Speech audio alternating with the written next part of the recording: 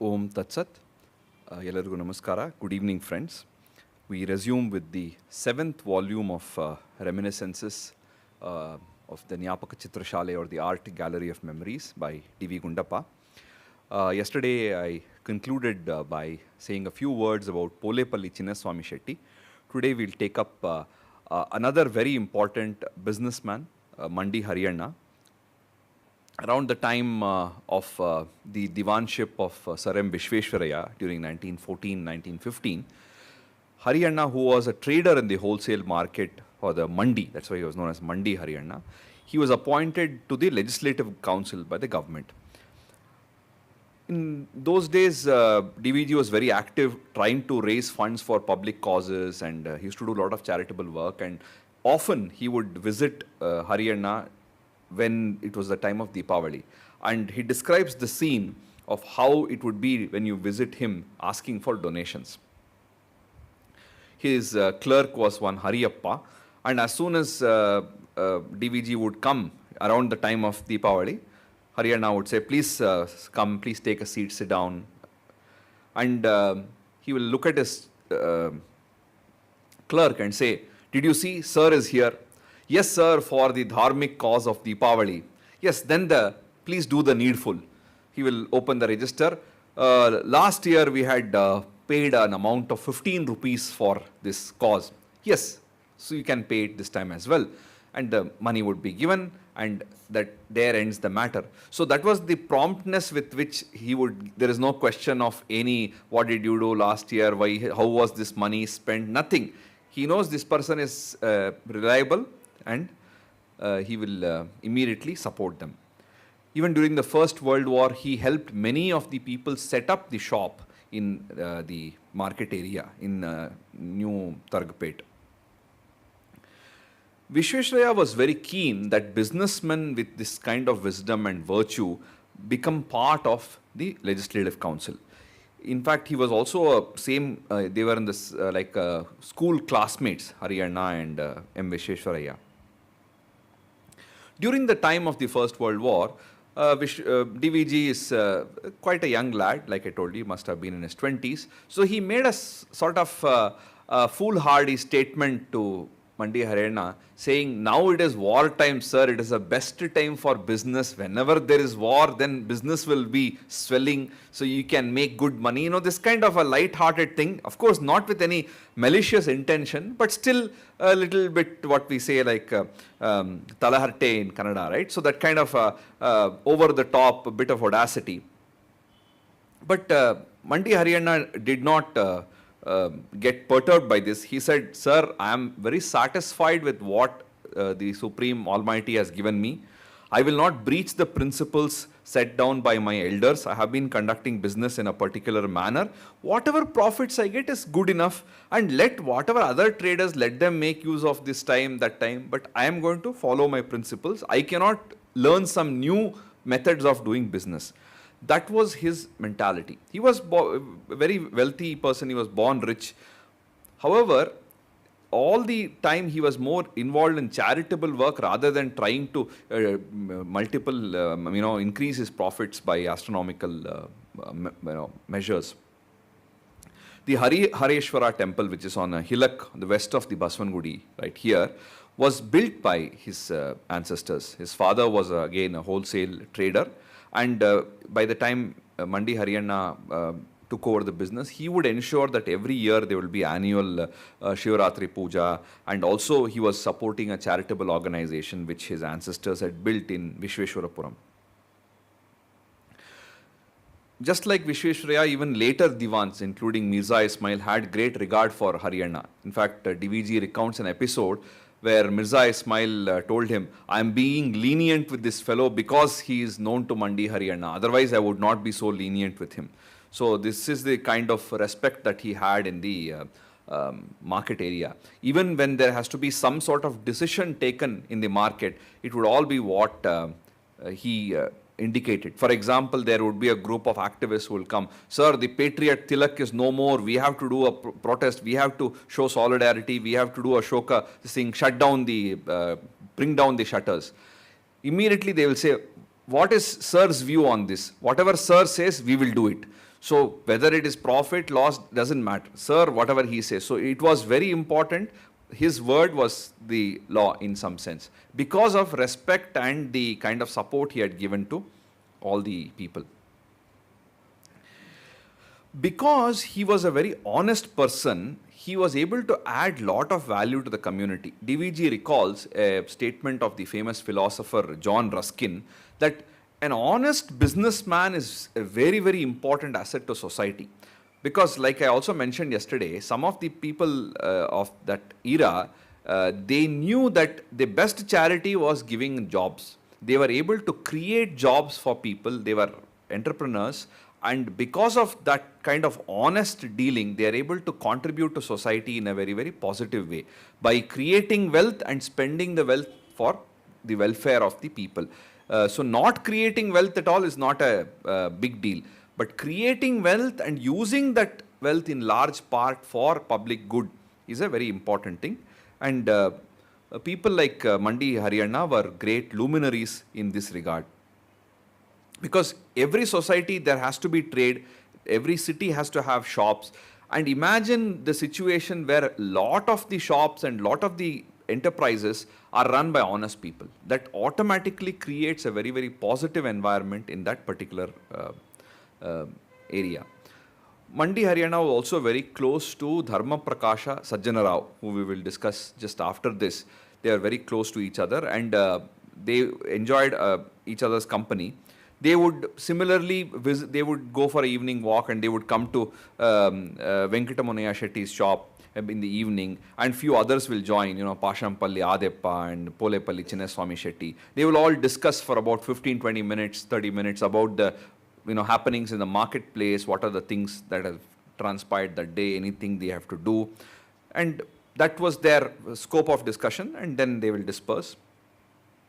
In fact, in the end of this episode, DVG, speaking about the generosity of Mandi Harana, refers to an incident where a prominent businessman is cheated by his family or some known people and almost loses all the business. And very quietly, Mandi Harana and Sajan Rao, BK Garudachar and another friend, they come together and support this businessman so that his name is not sullied. It doesn't come in the papers, oh, he has been cheated or he is on the street. None of that. Very quietly, they supported him so that he could regain his former status. In fact, I have seen myself, growing up in Halasuru, in the cantonment part of Bangalore. It was a very strong Marwadi community in my neighborhood. And if one of them was having some financial trouble, immediately there will be people to support. The community itself will come to support and give them loans at very small, very low interest. So they are not doing charity. They are giving a loan. They are getting interest from that. At the same time, they are supporting their people. So this kind of support, whether we see in the Vaishya community, Marwadis and the Shettis, is so important for every community. I think every community can learn from this. Whatever manner we can support our own people, there is a certain merit in the community thinking. Nowadays what has happened is almost it has become like a bad word. Oh, you are identifying yourself as a Hindu, or you are identifying yourself as a Kshatriya, or you are identifying yourself as a particular subgroup of Brahmana. These things are, which was very common those days, just like almost like if somebody asked me, I went to BMS college, oh, you went to RV college. That's all. There is no higher or lower here. It's just a question of identity. I am from this particular alma mater and I identify with this particular place. So it was as relaxed as that. But now, because of all sorts of confusions created by certain individuals, this has become a sort of a bad word. Your community, your varna, your neighborhood, all these things have kind of blown out of proportion. But this is such an important lesson for all of us. If we can support members of our community, that also has certain value which we cannot measure in terms of money, but it is a sort of social capital. The next episode is Dharma Prakasha Sajan Rao, who was very closely associated with Mandi Harana. Almost DVG says they are like Ashwini Devatas. when he spoke about Venkannaya. Similarly, Venkannaya and A.R. Krishna Shastri were almost like Ashwini Devatas. Always they were seen together. When people saw one person without the other, they will say, hey, where is the other guy? Almost that kind of friendship and familiarity. Even I remember Dr. Ganesh telling me about the founders of the Chandamama magazine, Nagi Reddy and Chakrapani. They lived almost practically in the same house as if they are brothers. Although they are not related, they lived like brothers, and the family members grew up together, which is seen in those days, but today it is probably very rare. They would go in the morning for a walk, Sajan Rao and Mandi Harana. Then sometimes in the evening also they will go for a walk. Then they would meet some friends, and like I said, they would have this kind of discussion. Sajan Rao's son-in-law, Mannaji Rao, was a good friend of DVG, and that's how he got associated with Sajan Rao. I had mentioned on the first day by slip of tongue about this Bidare Ashwath Narayana Shastri. That episode comes in Sajan Rao and not in Puttana Chetty. So when Sajan Rao was building his house, he was sleeping, when the work was still in progress, in the night he would sleep in one of the rooms. At that time he hears a shriek, and he comes and sees a person who is ablaze from head to toe. That was this Kannada writer Bidare Ashwath Narayana Shastri, who apparently had killed his wife and children and also committed suicide. And the very next day, Sajan Rao comes and tells DVG about this episode. One of the distinguishing qualities of Sajan Rao was his bhakti for all kinds of saints and sadhus, sannyasis. He was supporting so many people. Anybody who was a person of a religious, philosophical background, he had a natural affiliation for them and he would support them. Later, when we talk about the two Avadhutas that DVG writes about, we will see how he supported Avadhuta Mahadeva Shastri. He identified such people, he supported such people, and he sought guidance from such people. He was introduced to one Ramalinga Swami, who was from Tamil Nadu. And this Swamiji would never accept anything from himself. If at all somebody was very particular, he would accept a banana or some little bit of corn or a cup of milk or something. But he was never accepting anything. He was very close to Sajan Rao. He would sometime come and meet him, discuss with him. They would go into a room and discuss about some of the spiritual matters. And even his son-in-law, Mannaji Rao, who was so close to him, had no idea what they were speaking about. But DVG writes, I have heard from a few people that Sajan Rao constructed the Subramanya Swami temple and the Chowtri on the advice of the Swamiji. So, being a journalist, he was very sharp. He knew what was happening. Later also in another episode, we see that ability of DVG to find out these things in the background. Whatever Sajan Rao took up, he was very, very particular. It has to be done well. So he had several temples constructed. Whatever temple he constructed, he ensured that it was very well maintained, and there were mats spread on the ground. The mantapa was clean. There was no oil stains anywhere. He himself would, supply all this monthly requirement of rock salt and broom and the sackcloths, everything, all the cleaning gear, everything he would be, supplying month after month. He would inspect if everything is going on, and himself would contribute to the upkeep of the temple. Just like how our Bellave Venkatnaranappa built brick by brick the Mallikarjuna Swami temple, similarly this Subramanya Swami temple was built by Sajan Rao. Many times he would have to visit Mirza Ismail and other officials. He would go and seek for the land for the temple or some permissions, whatever. Whatever money was collected, he would ensure that not a single paisa is wasted. Every rupee is accounted for, every pai is accounted for, and it is done. Over 2 or 3 years he spent, this temple was built. Then finally the Prana Pratisthapana happened, and there was it was very well received. One of the senior surgeons, S. Subbarao, was living very close to the temple. Once he saw the temple was ready, Prana Pratisthapana is done, then he looked at, called Sajan Rao and said, what is this, Rayare? The temple is there, but there is no Gopura. We should build a Gopura. Then Sajan Rao said, sir, I don't have money. Immediately he went inside and brought some money, some 3 kasu or something, whatever. It's maybe equivalent to 100 rupees today. But immediately some pennies he gave, and he said, yeah, maybe 50 or 100 rupees in today's term. He said immediately, please let this be a starting point, you build the Gopura. Then Sajan Rao and his wife would wear fresh clothes muddy, and walk on the streets and collect money for this Gopura. So in due course, when people saw that this is a great man is coming and walking on the street and begging for money to build a Gopura, lot of people supported, and in very short time this Gopura also was built. One side we see the humility and the zeal of Sajan Rao. On the other side, we see the manner in which the society responded to his initiative.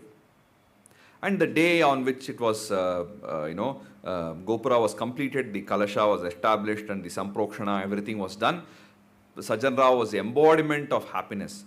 And DVG writes, the essential part of human life is that bliss. And one has to live for that kind of pure joy, because not everybody have the fortune of having that. And here it's not some personal accomplishment. Oh, I have built this. Oh, this Gopura is built. He has not signed his name on the Gopura. And if DVG had not written this, probably we would not even have known that he was responsible for it. But purely the fact that he was participant in this grand event, which has taken over, which has happened in a course of 3 years or 2 years, that itself brought him so much of joy. Another episode shows the nature of Sajan Rao. One day in the afternoon, it was very sunny, he comes rushing into DVG's house, and DVG says, oh, you have walked in the hot sun, what's the matter, Raire, you have come here. Then he says, never mind the sun, I have a question to ask you. Then he says, yes, please ask me. He says, Swami, will our Hindu religion survive? Then immediately DVG said, sir, if you had asked this question 2 years back, you could have saved 1 lakh of rupees. He said, what are you saying? Yes, you have built this temple and chowtry, you have raised all these funds. If you had asked this question 2 years back, then you needn't have done any of these things. Then he says, please don't make fun, sir. I am very agitated. My mind is tense and troubled. Tell me, conclusively, what do you think, about the Hindu faith? And then DVG becomes serious. He says, why do you fear? Hindu religion is eternal. It can never get sullied. Don't worry. Because then the reason for this question also, Sajan Rao mentions to DVG. Some people are saying, what a fool you are. You have wasted money and built a temple. You should have built something which is useful for people, like a school or a hospital or veterinary hospital, students' hostel.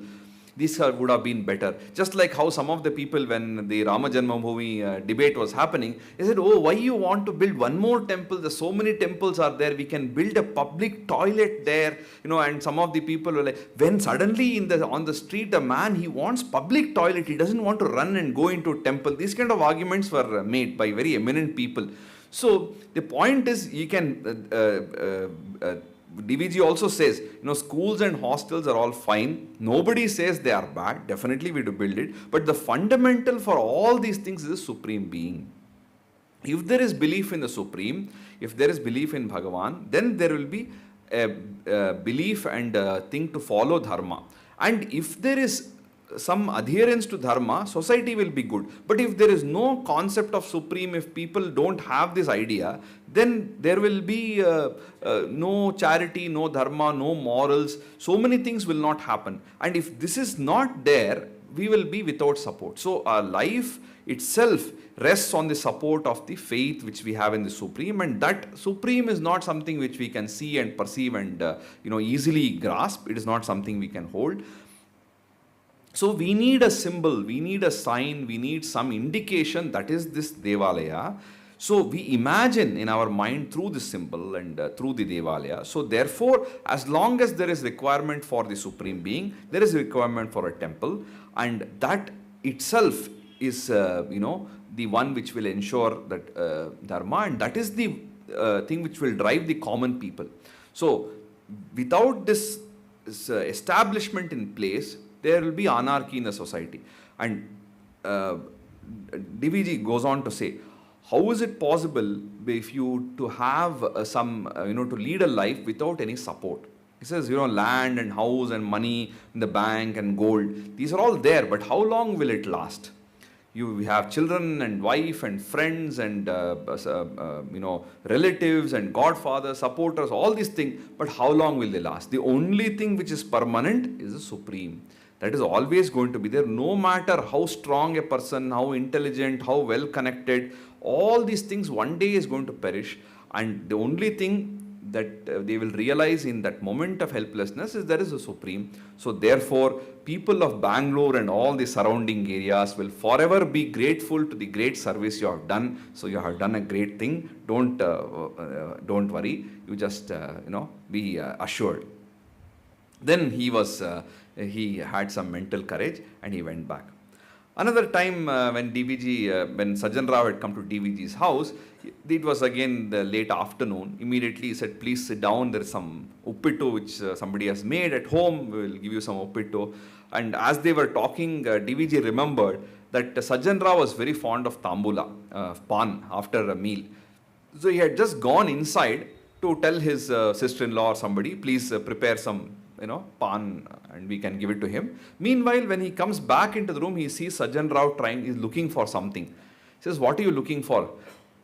Actually, I am looking for a broom. I have eaten this uppittu. Some of the grains might have fallen down. You see, this is a Brahmana's house and I have eaten uppittu, it has fallen down. It will be good if I can just clean it. He says, what are you saying?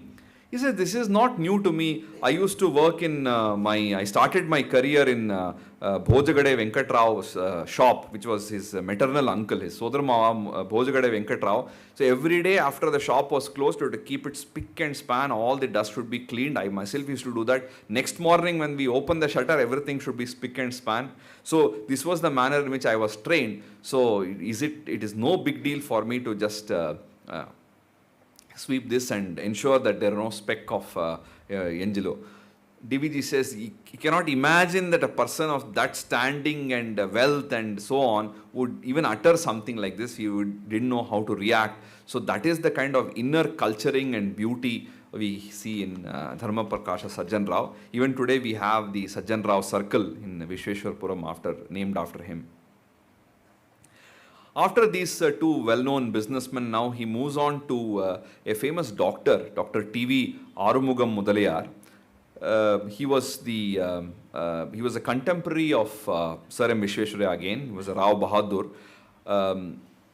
When he was the chief superintendent of the Victoria Hospital in Bangalore, the hospital got a lot of fame and name. It was highly recognized, because not only he was having a very good medical skill, he was also very good with people. He had that compassion for people. Naturally, a skilled doctor who is also compassionate becomes more renowned, and slowly the hospital also is well known. He lived in Kalasipalyam during his early childhood, and he was devoted to a matha in that area which was run by Sahajananda Swami. He wrote a work in Kannada, I think, called Vedanta Panchadashi. Arumugam Mudaliar supported that publication or book. DVG writes, it was printed in Mysore's Wesley press on very high quality paper and was bound exquisitely. Later, the Swamiji also had translated a work of Purva Mimamsa titled Vritti Prabhakara into Kannada. So this was the kind of work that Arumugam Mudaliar, the Bhagavat Kainkarya, he says, that Arumugam Mudaliar used to support. There was on the Mysore road, close to the Bangalore press, there's a Shiva temple. Arumugam Mudaliar used to support that temple. However, all these donations that he made used to support a lot of temples. He never wanted anybody to know of them, and he kept it as a very, very well guarded secret. But DVG, being a journalist, somehow has figured out this support what he was doing. Once there is a village called Kittaganahalli. It comes under the purview of the Shivaganga Matha. One of the, there is a Ashwata Katte and Nagara Kshetra, which is a part of that Matha. It's a very important Kshetra for the Brihacharana Brahmana, which is a part of the Dravida, Smartha Dravida tradition. And DVG also belonged to that Brihacharana Pangada. It was an important Kshetra, and one of the retired sub-judge Lakshmi Naranappa wanted to, build, basically that had all become dilapidated. He wanted to revive that and build a temple for Srinivasa and Kalyana Mantapa and so on. But he took up the work, but he died, and his son Padmanabhaiya was in charge of doing this. He had taken the responsibility, and he had asked for support from a few people, one of which was DVG.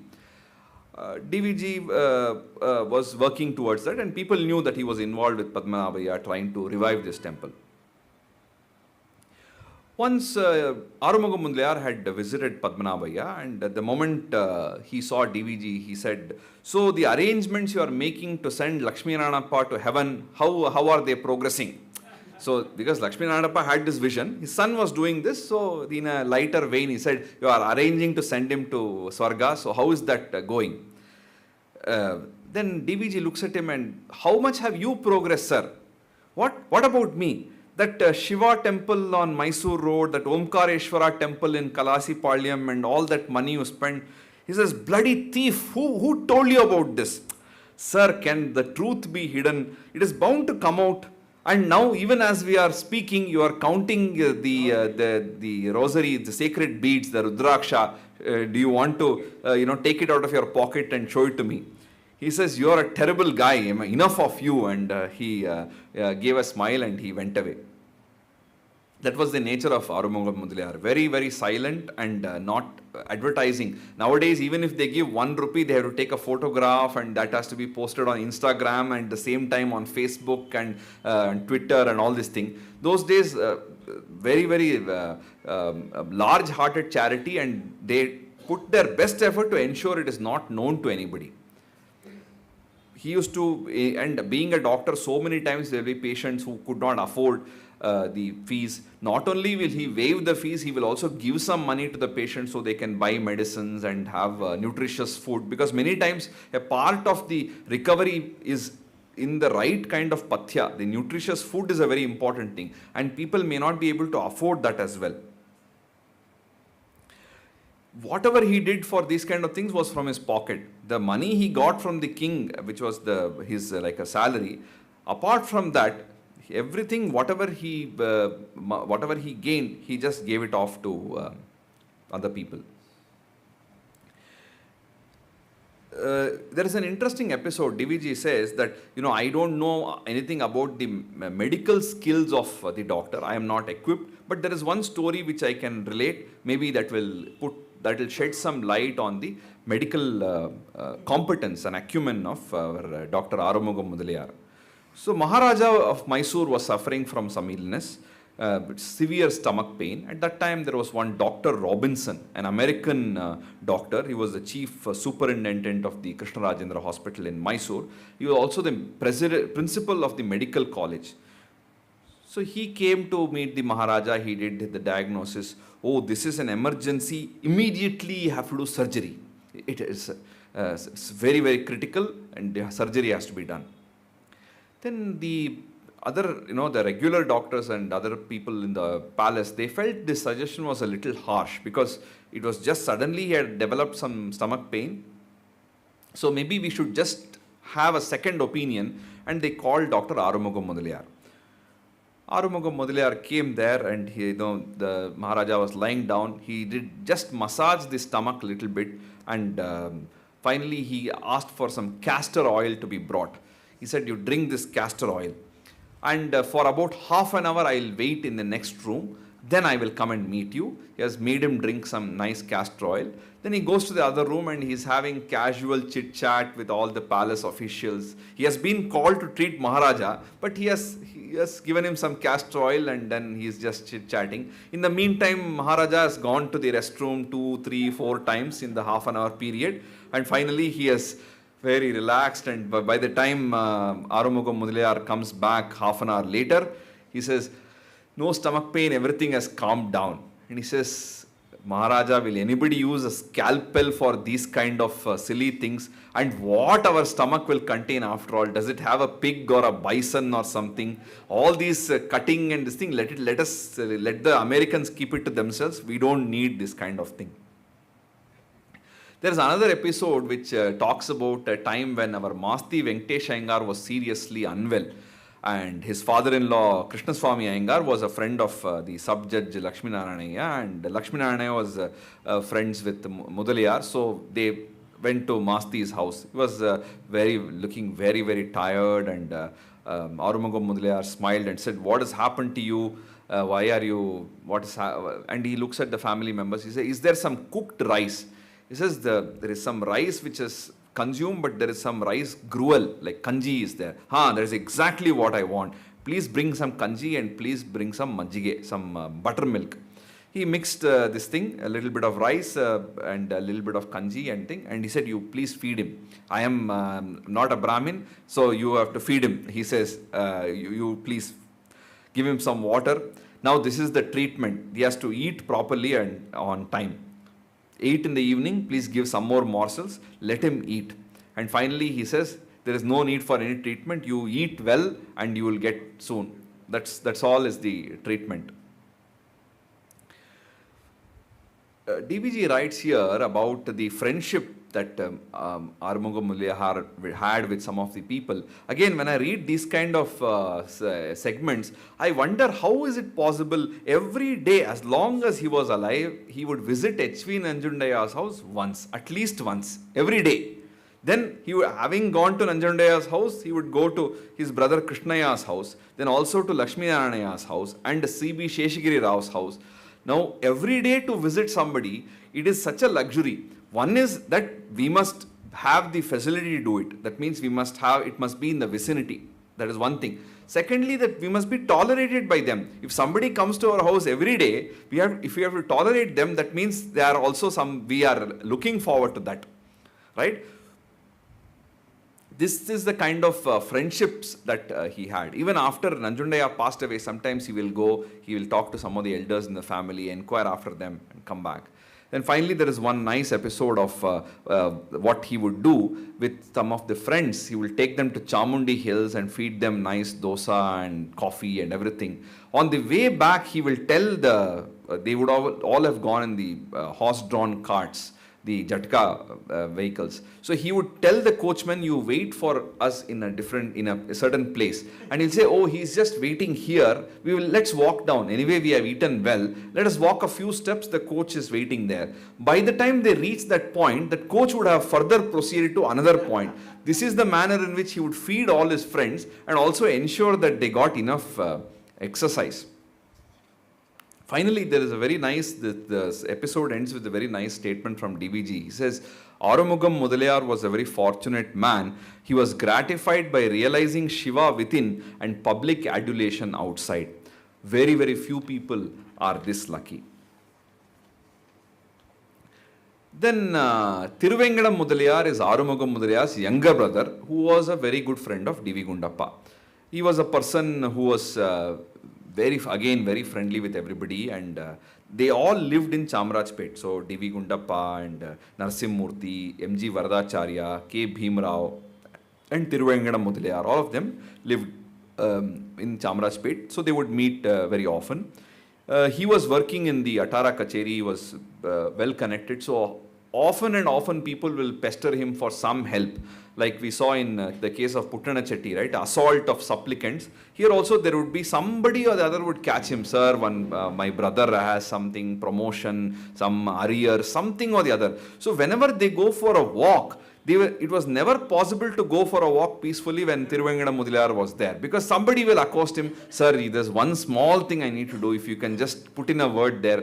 So they will walk down, suddenly they will see one guy, they will turn into a conservancy lane. Then from that direction somebody else will come. And these people knew the mentality of DVG and Thiruvengadam Mudaliar, so they will come from the other side, and invariably they would accost him and ask him. So it was a very troublesome task to go for a walk with Thiruvengadam Mudaliar. One wonderful episode here is the Dasara journey, Dasara Yatre, where the people used to go from Bengaluru to Mysore for Dasara. At that time it was very crowded. The trains would be full and it would be jam-packed. It's very difficult to get a ticket. One friend of Thiruvengadam Mudaliar came to him and said, "Sir, I want one one seat to, go to Mysore? Is it possible to, fix something? Because if I go and stand in the ticket counter, there's almost a stampede there. You must help me. So Tiruvengana Mudaliar had already booked the ticket. He was in the Atara Kacheri. So he had a second class berth, which was a very large size, good berth. So he said, don't worry, you go and sleep in my berth, and I will be sitting in third class chatting with my friends. A lot of my friends are here. They are also traveling. You just lie down. And if you don't want to be bothered, you just cover yourself from head to toe in some cloth, so nobody will bother you. Oh, thank you, sir. I will follow your advice. And he goes there and he closes this thing. He has a nice, he has taken Tiruvengana Mudaliar's berth and closed everything and lying down, blissfully asleep. Meanwhile, what happened was, in the same berth, one of Mudaliar's friend had booked along with him. That was some way, DVG says, let us call him Iyengar. He was a tall guy and he was a sort of impatient person by nature. So he was also known for a little bit of mischief, he was a prankster. So he enters the compartment and he sees, oh, Tiruvengana Mudaliar is fast asleep. So let us, scare him a little bit. So he jumps on him and says, Apdiya Mundede, like, I finally found you. Apudrede is this kind of, it's not even Tamil, it's a kind of Kannada Iyengar Tamil. We will say Kadekirade, we will say Aptute Munde. So I have got you, you wretch. And this guy who is, he is already scared because he is sleeping in somebody else's thing, he starts shouting, Tiruvengana Mudaliar, please help me. And finally, when this guy was, and all the while, Tiruvengana Mudaliar was watching the fun without saying anything. He didn't want to disturb the whole scene. Then also DVG talks about their elder brother Kuppaswamy Mudaliar, who was a very close associate of Basavappa Shastri, the Kannada literature. One of the things DVG writes is perhaps Basavappa Shastri would not have translated the Uttara Ramacharita into Kannada if not for Kuppaswamy Mudaliar's insistence. That was the illustrious family of the Mudaliars. Next, we go to this interesting episode of two Avadhutas. So there are the Ibbaru Avadhutaru. Now, when we talk of personalities related to Vedanta, philosophy, there is not much to talk about. Their lives are more serene and won't have some very fancy episodes. So there is probably a little more of detail in this episode. Even so, it is very important because some of the characters that DVG writes about provides us this ideal of sorts, and when we see this in contrast with some of the Laukika people, whether it is Bellave Venkatnaranappa or M. Hiriyanna or T.S. Venkannaya or Vishweshwaraya, we see so many qualities of these Avadhutas and saints and detached people along with the Laukikas. And I feel many times when we see this contrast between, for example, whether he talks about Shivapiche Mudaliar or the Mahadeva Shastri and people like that who are who are Viraktas, who are Vairagis in a sense, contrast that with these kind of Laukika people like Hiriyanna or Vishweshwaraya, and we see the similar qualities in both.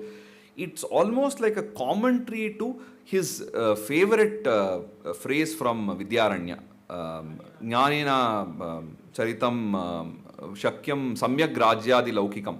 So even the wise, the Jnanis can be part of society. Jnanena Charitam Shakyam Samyak Rajyadi Laukikam. So a wise person can definitely fit into a position of power, can take a position of authority and support the world. It is not only that Laukikas have to be there, and Vidyaranya himself was a great example for that. But when we see these episodes and the kind of qualities in different people of different backgrounds, we see almost like a commentary to that statement. I had mentioned earlier that Sajan Rao had this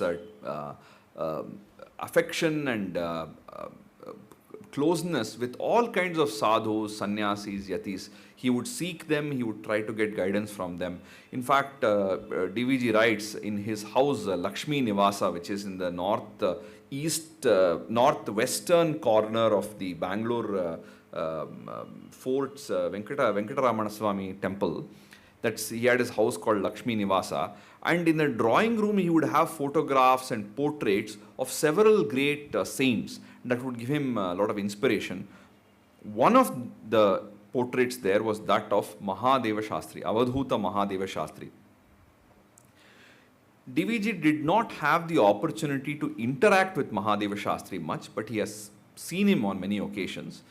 During 1908-1909, if anybody went to the Victoria Hospital at the eastern gate, there would be a couple of people who are like tramps or beggars, very, very badly dressed and matted hair and very unclean, sometimes without even a shirt, and it's been a lot of days since they would have had a bath, their clothes would have been washed, very, very, basically like a tramp.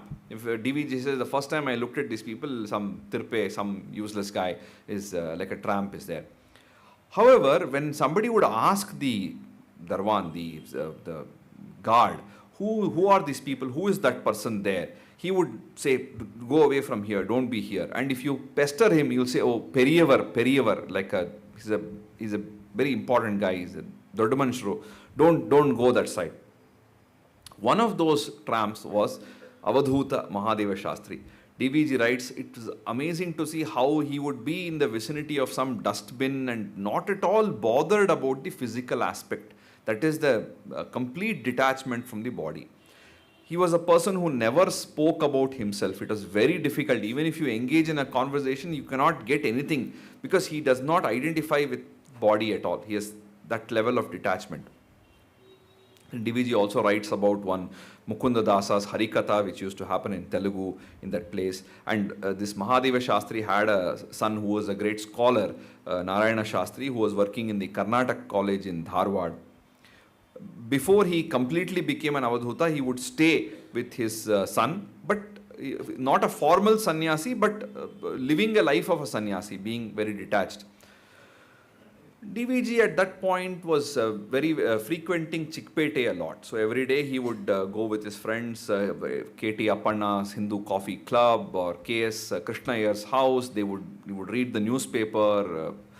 He would discuss about political topics of the day, general discussions or reading and so on. This was the morning routine. One of the advantages of this morning routine, DVG writes, was the fortune of having a darshana of Mahadeva Shastri. He will walk down from some place, there will be a lot of people around him, like he will come to Chickpete. People will be waiting for his arrival. So as soon as he comes, the shopkeepers will open the shop, then go to the money box and give him some karnike just at the time, so that they had a belief that if they supported him in some way, they will do well in business. Anytime somebody gave him any money, he would just say, Prarabdham, Prarabdham. DVG says, it is so amazing because whatever we get, whatever we have, whatever we give, everything is some prarabdha which has come from the past. So he doesn't make a big deal about somebody giving. People will give some bidikasu, they may give even 1 rupee or 2 rupees. The moment he gets it, he will give it to one of his, to somebody next to him. So almost he is just a person to receive it and he'll give it away. He will not hold on to anything. After that, slowly they will walk down further, crossing the Chickpete area. So a lot of the people in the marketplace would come forward and give him something. He would take that, and by the time he crosses the market, he will be empty-handed. Slowly the number of people also will diminish. He will quietly go further south, and they used to go to the house of Ganiga and have a little bit of milk. After that, he went somewhere in solitude, nobody knows. Everybody, in the morning they know because he is there and all of the people will gather. But in the afternoon, this Swamiji would be in solitude. Nobody knew where he went. Now, in the northwest of the Bangalore railway station, it was an open area. now, of course, there are a lot of houses and everything have come, but at that time it was an open area. There was a kind of water body and a Basavana temple. Further down, there was a sort of a cave, and that cave was inhabited by a Shiva Sharana by the name of Chandrasekhara. DVG and Mokshagundam Krishnamurti used to visit that place every now and then, and Mokshagundam Krishnamurti, I think, knew him because he had done some case, conducted a case for him. So they knew each other. They had gone there a couple of times, so he would sing some Tattvapada, some songs. There was some Bangi Chillum and one Ektara, so sometimes he would sing. Every now and then this Shiva Sharana would say, this great sadhu comes here sometimes. So now before he comes, it's better you go away. Something of this kind. And then DVG says perhaps this Mahadeva Shastri used to go there because when they want to do any yogic practices, when they want to do sadhana, they have to be in solitude and they have to be alone. So probably he would go there. Then he also talks about the support that Sajan Rao gave. Just imagine, Sajan Rao had found out when was the annual Shraddha days for the father and mother of Mahadeva Shastri. He had made a note of that, and every year before the Shraddha day comes, he would send all the required paraphernalia for the ritual to give the muttaides and whatever need to be done, the saris and dhotis, everything, he would prepare it. And on those 2 days in the year alone, necessarily Mahadeva Shastri will wake up early, have a bath, and then do the Rudradhyaya and all the thing, methodically conduct the Shraddha. Other days he will be roaming on the street, but these 2 days he will ensure that he will finish this earthly responsibilities. Of course, there is one episode which is very interesting. Narayan Rao, M. Narayan Rao, who is the principal of the law college, told DVG. It also gives us an insight of how DVG would see Yogi Pratyaksha and this kind of mystical things.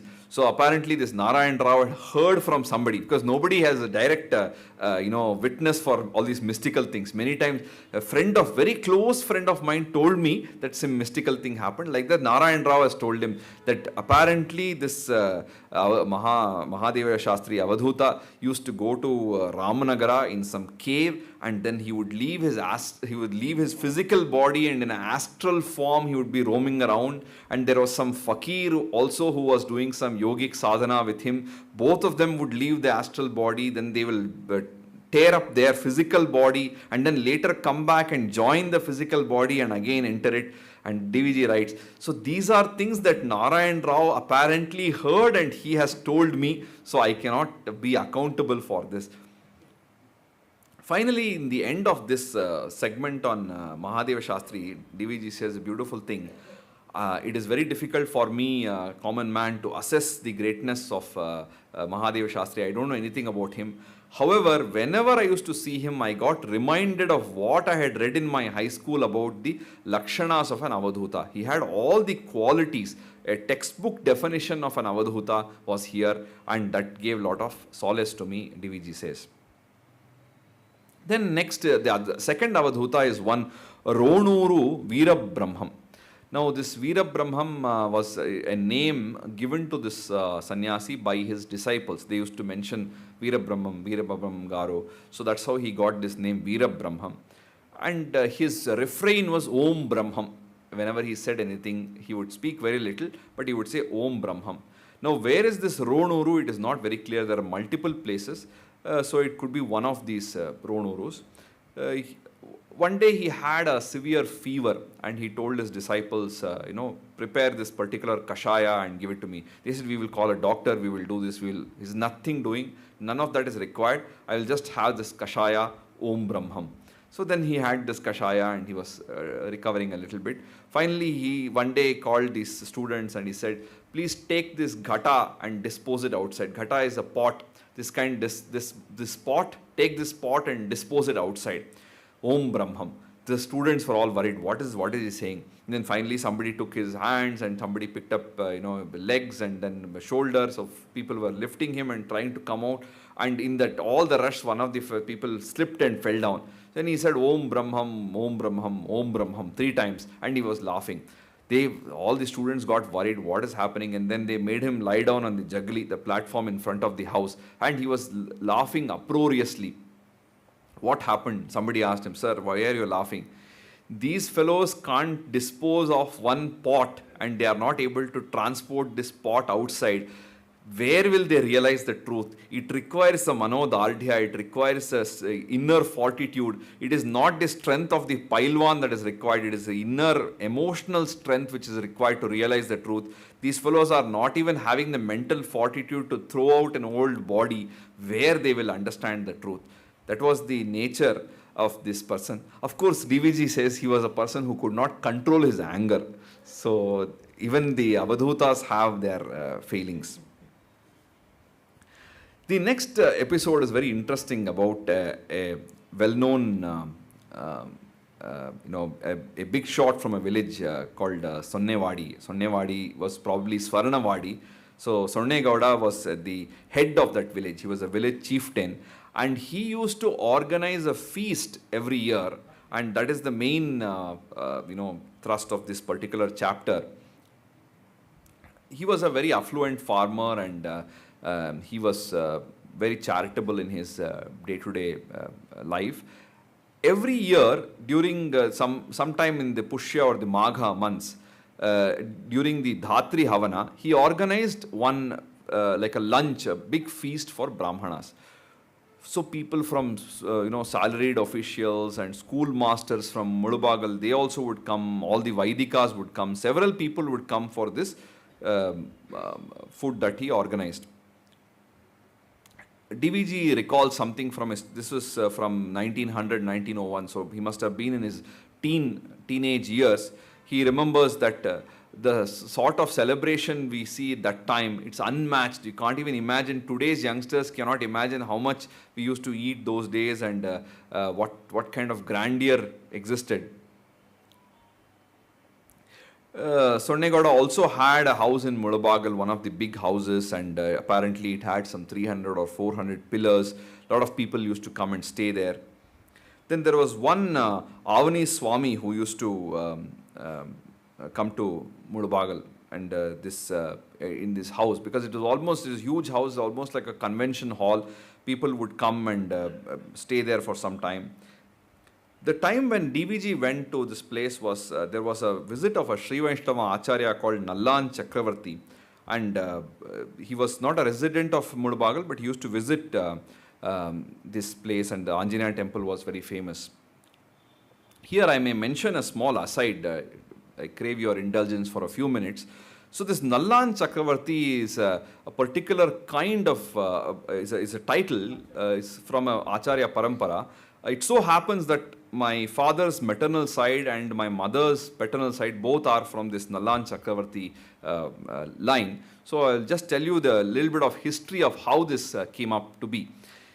In the part of what is today's Tamil Nadu, there was a place which is called Madhya Desha. On the west, there was Melkote. On the east, there is Kanchipuram. On the north, Tirupati, and on the south, Srirangam. So you can visualize the area. That was the area which was, all these are very important kshetras for Sri Vaishnavas.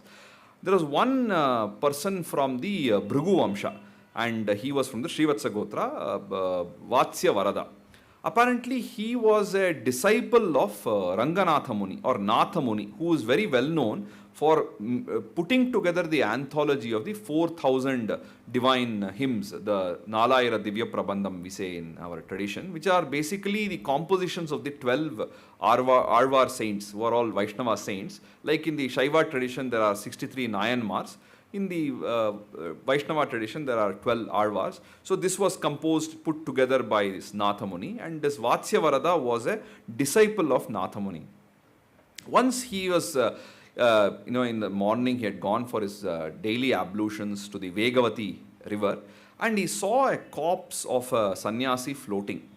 And the general belief was that it is a noble thing to do the Antyeshti for a Anama Dheya, unknown person. It will, Punya will accrue. So therefore he performed the last rites of this sannyasi. But this caused a lot of anger among the Brahmanas in his neighborhood, in the Agrahara. How can you do this? You don't know what is the jati of this person. You have done something totally wrong. We will not tolerate this kind of behavior, and so on. He did not bother about it. He knew in his conscience that he had done a good thing. There was nothing wrong he did, and he let it be. What happened then, in a few months, there was his annual Shraddha of his father. Now, usually, like, when you do the Shraddha, you have to invite certain Shraddha Brahmanas. So, especially 3 Brahmanas are very important. They sit in this particular sthana. But none of the people of the village were willing to, in the Agrahara, were willing to come and be a Brahmana for his father's Shraddha, because he has done this unspeakable crime of performing the last rites of an unknown corpse. Finally, Vatsyavarada does not know what to do. He prays to Mahavishnu and he says, you must show me the way. So therefore, the 3 Shraddha Brahmanas who come are Varadaraja of Kanchi, Venkateshwara of Tirupati, and Ranganatha of Sriranga. So these 3 people come to his house and as Shraddha Brahmanas, and he feeds them and everything. The evening when the priest, Pujari, goes to do the evening prayers, the door is shut and it doesn't open. And there is a voice that is heard that today, one day, there is Sutka because I have gone to this Brahmana's house, as a Shraddha Brahmana. So therefore, there will be no worship. Then all the people are amazed and they are asking the Lord, what is this? What has happened? Then he says, Uruk Pollan Namak Nallan. So he is a person, he may be looked down upon by the people. Uruk Pollan, Namak Nallan. So he is a Nallan, he is good, he is a noble person in our eyes. In the eyes of the people, he may be a bad guy, but in our eyes, he is a very good soul. So therefore, he got the title of Nallan Vatsyavarada. Later, this Vatsyavarada had a grandson called Varada Deshika, who became Ramanujacharya's disciple. And then Ramanujacharya had identified certain people to spread the Sri Vaishnavas and given the title of Chakravarti. So that is the lineage of this Nallan Chakravarti.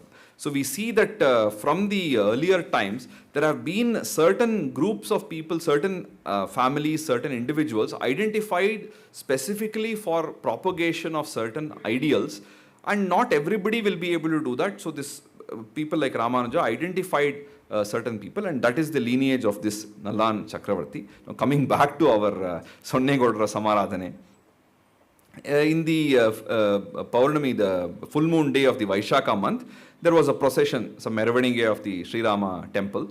So at that point of time, this Nallan Swami, the DVG says, he must be present by the time the Utsava Murti is brought on the chariot. He will, as soon as it is placed on the chariot, this Nallan Swami would do an arati of that Utsava Murti. Then he will climb on the chariot. After that Utsava, this thing, Ratha goes about maybe 20 feet or something. Then he would get down and do a Namaskara and get back to his camp. So this was the usual practice. Now what happened was, this gave rise to some problems.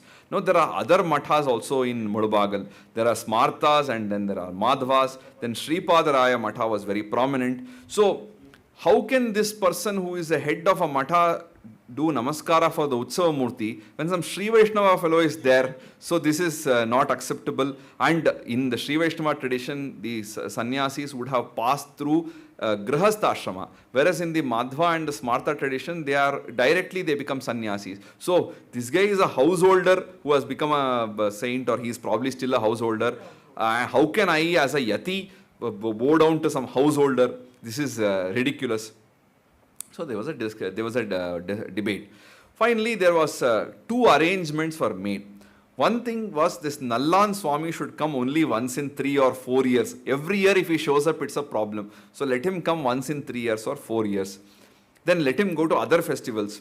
Then before he comes, he should inform that he will be coming, so that the Matadipati can be informed and this thing can be done. Then whenever this Nallan Swami happens to be in Mudubagal, then there will be arrangement. The Archaka of the temple will send out a notification after this Nallan Swami has come down from the chariot. Now our Matadipati can come and do Namaskaram to the Utsava Murti. So this way they have made some arrangements so that there is no clash between the two groups. DVG writes, the head Archakas of the Anjaneya Swami temple, Srinivasacharya and Ramacharya, and their tact played a crucial part in setting up this agreement. So in this manner, there's a description of the family and how this Dhatri Havana used to happen, and the remarkable food that would be served there, and so on. The sort of opulence that they had. It was basically a lot of description, almost the amount of ghee that would be used, and the avarekai, and the kind of meal that they had was something like it was a meal for the gods almost. That was the nature of the meal. Okay. So now we move on to a very interesting part of the 7th volume, which is the dawn of the hotel industry in Bangalore. Now, when we say hotel in Kannada and in Indian languages, it is not always the way in which it is used in English, where there is a boarding and lodging. So, people who are boarding, eating, and lodging, staying. So, both a place to stay and a restaurant. So, both these things together are typically called as a hotel in usage. But in when we use that in Kannada, in Tamil, in Indian languages, many times it can be just a restaurant. Eating house can also be called a hotel. Sometimes this also includes a place to stay. So, it's used loosely when we use it in Indian languages. DVG writes, the first person to establish a hotel in Bangalore was a Brahmana hailing from Mudabagal. He was Avani Narasimharaja. Avani is a small village which is about 5 or 6 miles away from Mudabagal. And Avani is also called as Avanti Chitra, and some people call it Valmiki Ashrama. Because apparently that was the place where Sita gave birth to Lava and Kusha. Like this, there are so many places, everybody claims it to be part of Ramayana. That is their way of connecting with Ramayana. So I think every district in India has some Rampur or Ramnagar or Sri Rampur or Sri Rampura, something or the other is connected with Rama. So like this, there is a Sita Devi temple, and some people call it Sita Lakshmi, some people call Sita Gauri. Like this, he gives a little bit of history about this place. There are also interesting 5 Shivalinga Devalayas. So, Ramalingeshwara, Lakshmana Lingeshwara, Bharata Lingeshwara, Shatrughna Lingeshwara, and Shatrugneshwara and Anjaneshwara. So, like this, there are 5 Shivalingas and 5 temples. And of course, very, very nice places, a temple of the Sita Devi and on top of the hill. DVG says possibly it was established by Vidyaranya, the Swami of the Matha, there is a Matha which was, the honorific Vidyaranya is attached to this Matha. Then he remembers a verse which is commemorating the consecration of the Kalasha on the dome of the temple in Nanjangud by the Mummudi Krishnaja Wadiyar. Garalakhyapure Shambho Suralalita Gopure Kalashaugham Pratisthapya Vidyaranyo Mahamune. So because of this, DVG says it's a possibility that it was established by Vidyaranya. Narasimha Rao started this hotel in Bangalore and naturally became very popular. He made money. So whenever he used to go back to Mudabagal, there used to be a grand celebration. People would come and welcome him. They would give him a lemon or 2 and receive him. Somebody will be eager to take his luggage and put it in the house and so on. When DVG asked his Chikkatata, his grandfather's younger brother, about this, he says, yes, earlier they used to use the familiar Ekavachana. Now some people have started calling him with Bahuvachana. So that's what happens when you make money. So when he was, because he made money, now everybody want to be friends with him. So that is how everybody now says Neevu and with a lot of reverence. He would typically arrive at Kolar or Bowringpet, and from there he would arrange a special Jnapaka horse-drawn chariot to come into Mudabagal. DVG says when he was very young, he had seen this kind of celebration when Avani Narasimha Rao would come to Mudabagal. So his hotel was located on the left row of Chickpet after 8 or 10 houses from the junction where Doddapet and Chickpet meet. Many times we see in DVG's description of places a very, very visual explanation that we are almost, if you have traveled to some of these places, you can visualize. In fact, it will be a beautiful project if somebody can take some of these episodes from the Jnapaka Chitra Shaale and actually map it on the city of Bangalore. Now even we have like a GPS markers and so on. People who conduct these Bangalore walks, they can easily use this as a good starting point and create a map of Bangalore as seen by DVG. And he says it was close to the shop of Rajaseva Sakta Pamadi Subbrama Shetty, and people used to call it the Hotel of the Avanis. That was the name because it was the first and important place. Then DVG says it apparently Avani Narasimha Rao was a Rasika. He was a connoisseur. He maintained a second family. But also he was very generous and he was a benefactor to many of the pujas in the temples and he used to support people. And he seemed to have died when the plague first hit Bangalore in 1898-99. That was the time he probably died. Then the second hotel that came in Bangalore belonged to one Venkanna. This Venkanna's thing was the fourth or fifth building on the Arcot Srinivasacharlu Street. And of course, there's a lot of tidbits of history that we find in DVG's writing. So he talks about, for example, just to give you an example, he says this particular house which was housing Sri Venkanna's hotel belonged to the government advocate Narayan Rao and it was built from mortar. It was a massive house in those days and for some years a person named Pashupati Iyer used to live there, and this Pashupati Iyer came from Madras and he was a great source of assistance to the politicians and social and patriots of that era like VVS Iyer, Subramania Bharadiyar, E.L. Iyer and all these revolutionaries he used to support. So these kind of historical nuggets are sprinkled all over these volumes. So this was also the home of Venkanna. So Venkanna was living there and also front part of it was the hotel. And this was almost stuck to the southern portion of Pashupati Iyer's house. This was in the period of 1905-1906. DVG used to live in Chamarajpet and every now and then people will invoke the name of Venkanna. If somebody comes home late, oh, so you have polished off something in Venkanna's hotel and you're coming. That's why you're not hungry. And, who knows what you have eaten where? Have you gone to Venkanna's hotel and gobbled something? That's why you're behaving in this manner. Like this, Venkanna's name would come every now and then. Naturally, DVG being the connoisseur of food that he was, his curiosity was piqued. He said, where is this Venkanna's hotel? I would like to go and eat there. Then his friend said, okay, fine, you want to go there? We will go next Sunday. He says, why the delay? Can't we go now? He says, no, you just can't walk into that place. Sunday, if you want to go there, on the previous evening, you had to go and register. You have to give some 2 annas or 4 annas as the initial advance. Then you can go there. Only limited number of people. See, this is what now they do in Michelin 3-star restaurants and all this thing. But here they were doing it long back. This is probably the second such place in Bangalore. Already there was a waiting.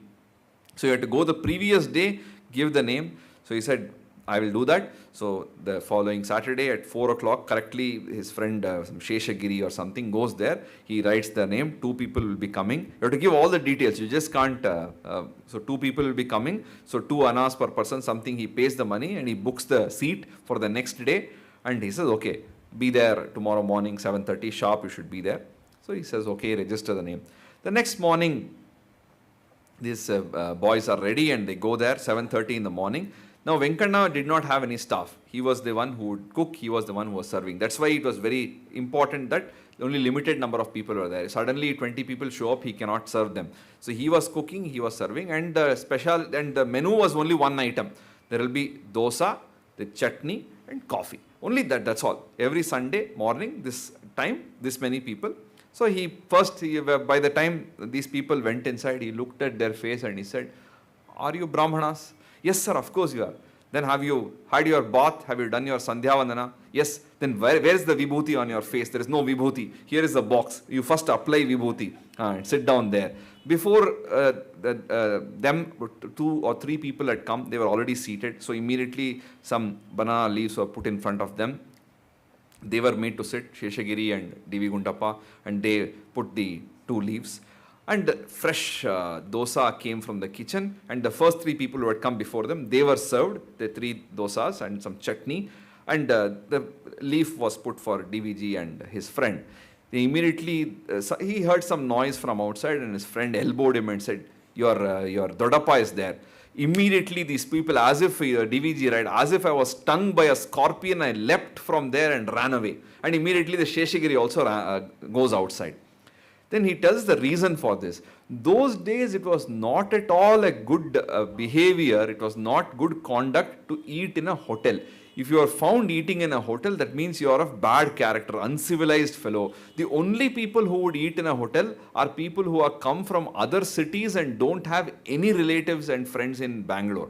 Or in the case of widowers, it was allowed because wife is no more, and those days men probably had no idea how to boil water also. So they had to depend on this hotel thing. Otherwise it was not possible.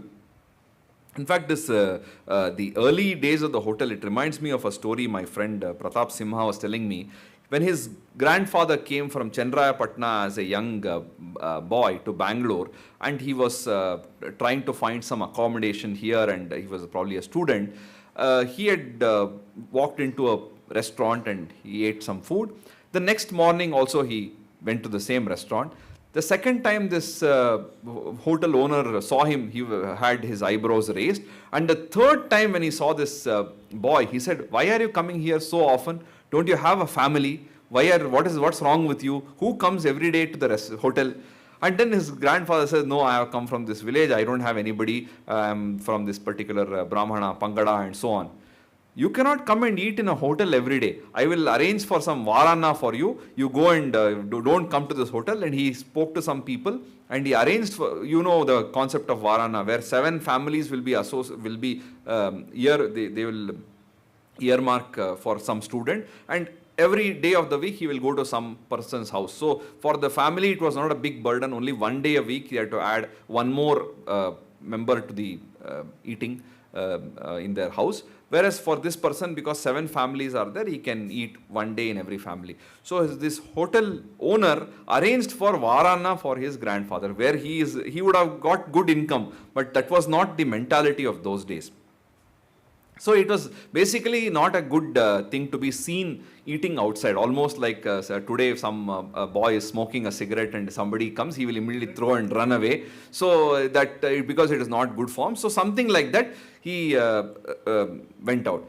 The interesting thing is, DVG has not met this Dodappa. He only knows of him. He has not met him. It is his friend who knew that it is DVG's Dodappa and warned him in right time. They escaped. Finally, this Shinappa or somebody, his uncle, he was a very fancy guy. He was a widower, so he had all the right to come. He was wearing all the rings on different fingers and very well dressed. He had just freshly had a bath and done a Sandhya Vandana. His hair was still wet from the bathing. He had tied a knot and worn a beautiful turban and everything.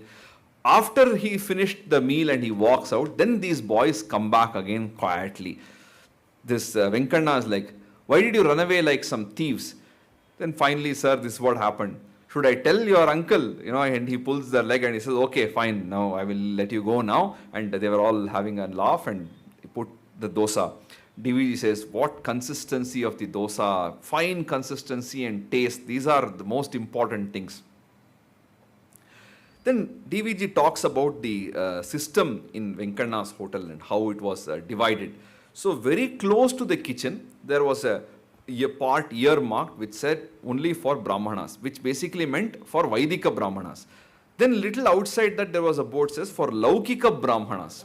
Then little further out there was a board for non-Brahmins, for all other people. Then little bit outside of that there was a place to throw the plantain leaf, and there was some shikakai podi and some water. So you had to put that there and wash your hands with the shikakai podi. Come back and sit in your designated place. Then coffee will be served. Now this coffee you should not touch the edge of the tumbler to your lips. You have to drink without touching the lips. That was the method of those days. And if there was any discrepancy, immediately he will catch this guy and say, go and keep that outside, stupid fellow, you can't follow these basic things. So it was not like any other restaurant, this customer is king, none of that. He was very strict. And he was not interested. He used to say, I'm not here running a Janata hotel, a mass hotel. In fact, the name Janata Hotel itself indicates that it is for everybody. Earlier, these were mostly community-based hotels, I suppose. He was not interested in the larger. He was only interested in certain, regular clients and giving them good food, freshly prepared, hygienic food. That's all. He was not interested in scaling up, like they say in today's terminology. Excluding Sunday, there will be 4 or 5 people who would come on the weekdays for their meal. If there is some 6th person, he will not entertain. Only so many people I can have. So you have to register and all these things. You have to come. Saturday afternoon, that would be the time for light snacks. So there also he would do limited amount of snacks. The moment it is over, he will close and done for the day. So it would be, some kodbade or some rava sajjige. Could be some avlaki or some om pudi, sajjapam, any of these things. It will be he will probably start by around 4 o'clock. By 5 it will be done. DVG says, I have personally come back empty-handed, having gone at 5:15. Few minutes late and that entire thing is over. Once it is over, he will only prepare so much. The moment is over, he will close and he is very contented. He is not interested in trying to increase, we will have 3 more cooks and do 4 more shifts. None of that. His friends used to say, you are doing so well, people love your food, you increase, the number of, hotels are coming, so many new things are coming, you have to change your style of business, you have to, scale up and all these things. Venkana would say, see, I am getting enough to fill my stomach, sir. Why should I lose my tradition and my discipline just in the sake of, for earning little more money? Whatever I have got, I am very happy. I don't need anything more. This contentment is something very rare. Somehow it seems so natural for people of that era, and today it's so unnatural for people of this era. That's what I feel. Then he talks about one dosa competition. Today when we think of dosa competition, it means that we think of number of dosas we can eat. But this was not that kind of competition. This was a pricing war. There was a hotel near this Kalamma temple and then another one in Chickpet. So they were one advertised, 1 dosa and curry for 6 kasu. This other fellow saw this and said, okay. 1 dosa and curry for 5 kasu. So people started going there. Finally this fellow got tired, the 6 kasu. He said 1 dosa and curry for 4 kasu. Then the 5 kasu guy, he said, for 3 kasu. Like this, they were having a thing, went on for a couple of months. Then somebody put a rumor in the market saying that, you are saying that fellow's dosa is very good. You know what is the secret? He puts egg in that dosa. That's why it's very popular. And when this news spread, immediately the entire thing went cool and people lost business. Finally, the next big name in the hotel business that comes to mind is K.T. Appanna's Hindu Coffee Club. K.T. Appanna was a very interesting character, we will see. He was from the Aruvelu Brahmana Pangada, who originally came from Kollegal. And his father was Tirumala Swamaya. So the K.T. is Kollegal, Tirumala Swamaya, Appanna. He was working as a first division clerk in the General Post Office in Bengaluru. There is Tirumala Swamaya. He used to earn about 70 or 80 rupees a month, which was a huge amount of money. But along with that huge amount of money he was getting a salary, he had a huge family. So that it was matching. The money which was coming and the expenses for this huge family used to take care of one another. So Tirumala Swamaya's wife's elder brother was one Ramaswamaya. Then he was staying together, his wife and children. Tirumala Swamaya's sister-in-law, who was a Madi Hengso, traditional widow, she was staying. 2 or 3 other sister-in-laws, their children. So this large family he was managing. And of course, a large family, also some guests and visitors would keep coming and going, which was very common in those days. Then he was living in Chickpet, and the house was like two parts of the house. One part of the house was Tirumala Swamaya. The other part of the house was one B.S. Ramaya, who was the head accountant in Barton Company. Ramaya's family also was very large family, and his elder brother's son-in-law was one Sheshagiri, who was in the General Post Office. And because of the Sheshagiri and Tirumala Swamaya were colleagues, these two families came together. They became friends. Almost they were like part of the same family. So they lived very happily, and two families were almost like relatives. Suddenly what happened was there was plague in Bangalore in the 19th century, late part of the 19th century.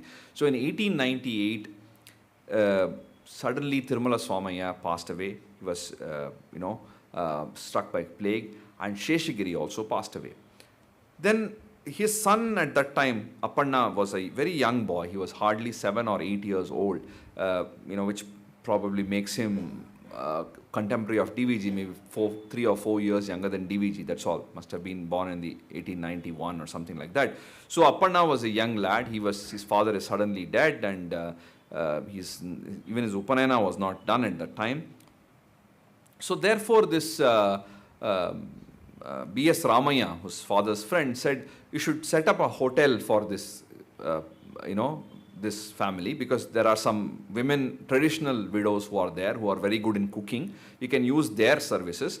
And this Tirumala Swamaya's brother-in-law, Ramaswamaya, he was a hefty fellow, and he would serve the customers. He was the person facing the customers. And all the accounts were maintained in Appanna's name. They said, we'll set up a hotel. So he put some efforts and also funded, I suppose. And the eastern portion of our Dr. Gundanna's Reliance Medical Shop was used for this purpose in the old Targpet on Arcot Srinivasa Chalu Street. What happened at that time was, because of the plague, when they started seeing people dying so much, and so rampant, lot of the Brahmanas at that time would send their families to the village. Only the man of the house would be working here in Bangalore, employed in some place. He would live alone, and the wife and children would be sent off to their village, which is safe from plague. Therefore, now they were not able to cook, so they had to depend on a hotel for their meals, and therefore this K.T. Appanna's hotel became very well known, and very soon it became a standard place for people to go and visit. The cost of a meal was 2 annas those days, and if you 2 meals a day, it would be 4 annas for a person. And there would be permanent customers, so they had a monthly scheme. So if they paid 7 rupees a month, they will be able to eat throughout the month. So they had the monthly, like a season pass and monthly pass, like this. They had a monthly scheme running here. Because it was a home-cooked food, it was very good, and people immediately took it, and Appanna would sometimes sit outside and make some bondas, freshly prepared. Each bonda was some 2 paisa or something, so it would sell very well. Very, very soon, his name grew. He became well-known. Business was successful, and he shifted his hotel to Chickpet. And those days, this Aravamunshi Krishnaya's house was very famous. And this alley leading to the bathing ghat would pass in front of this house, and opposite the house there would be a line of business establishments. There this Hindu Coffee Club was located. So people had a lot of regard for Appanna, not just because he was very mannered, but he was also very ingenuous, he was honest, and he respected everybody. So people liked not only the food, but the way in which he behaved as well. So by the time of 1908, so within about less than 10 years of his father's death, he has established this huge, very successful setup, which had become a sort of cultural center. So all the vidwans, music vidwans, and scholars and musicians, the public personalities, important people from all walks of life, they would come and regularly gather there. It became a sort of adda where people would come every now and then. Every evening there will be some friendship club. So all of the DVG half the time would be sitting here in this Hindu coffee club. Then the classical music Vidwan Dakshinamurti Shastri used to come, and he used to call it an independent board because you can do whatever, total freedom to do whatever you want. So they called it independent board. So a lot of people like Vidwan Bala Saraswati and Venkatacharya, Pattabhiramayya, so many people used to come every day. And also it was a time of that Swadeshi movement, and in 1906 there was a split in the Congress. So a lot of hot topics of Indian politics, of the Mysore Samsthanam, the local intrigues which were happening. So enough and more topics. There was never any dearth, whether there was violence in the city or a music concert or discussion about Shastra, all this thing would happen in K.T. Appanna's Hindu Coffee Club. Then there is one interesting episode of this elderly person called Guruswam Iyer, who tried to, he was from Tamil Nadu, he didn't know Kannada, he tried to say something in English and DVG corrected his grammar, so he got very scared and he said, oh, I should not say anything, the grammarian is here. Then finally DVG had to take K.T. Appanna and do Sashtanga Namaskaram and beg him to forgive him. So this kind of light banter, this interaction with S.G. Shastri. There was a time when there was no rains in Bangalore. So somebody tells DVG that, when Ramaya is organizing a Parjanya Mantra Japa for the rains. At that time there was S.G. Shastri was sitting there, but DVG did not know it is S.G. Shastri. So he casually said, what is this mantra japa, sir? Will mango fall from a tree if you chant a mantra? What is this? And suddenly S.G. Shastri, who heard this, he said, what do you mean? Do you even know what you are talking about? Do you have the knowledge? Then he says, so you are Mr. Shastri. When did you get interested in all these mantras? He said, don't speak like this in public, otherwise you will get beaten up. And then they had a hearty laugh, and of course, so many such episodes are there in these volumes. Of course, he talks about how when the Hindu Coffee Club also had some difficulty after 3-4 years, because a lot of people would take the thing on credit and not repay. In fact, DVG himself has drafted some letters requesting people to pay the money, but many times there are some people with special ability to forget, so they have forgotten to give the money back. So K.T. Appanna also lost a lot of money. However, he later took support from Vishveshwaraya and started the modern Hindu hotel.